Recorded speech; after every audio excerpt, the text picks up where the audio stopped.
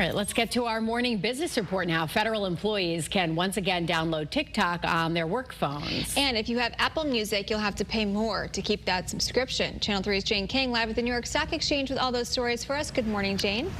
Hi, Caitlin. Good morning. Yes, Apple has raised the price of Apple Music in the U.S. and other countries starting today.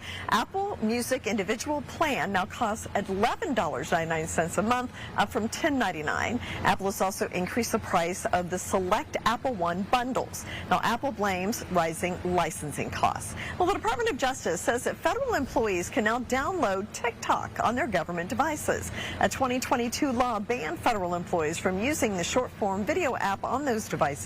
But Reuters reports the DOJ reportedly says the law no longer applies thanks to that deal that transferred ownership of TikTok's U.S. operations to a joint venture backed by Oracle, Silver Lake, and MGX. Well, Americans are increasingly curious about ice creams that market themselves as healthier, but data show they keep returning to the tried and true brands and flavors. Instacart says vanilla was the most purchased ice cream flavor last year, and it accounted for about 21% of all ice cream orders and was the most popular pick in every state and Washington, D.C. Okay, stocks fell on Friday. China's latest AI breakthrough rattled stocks, so all the indexes lower.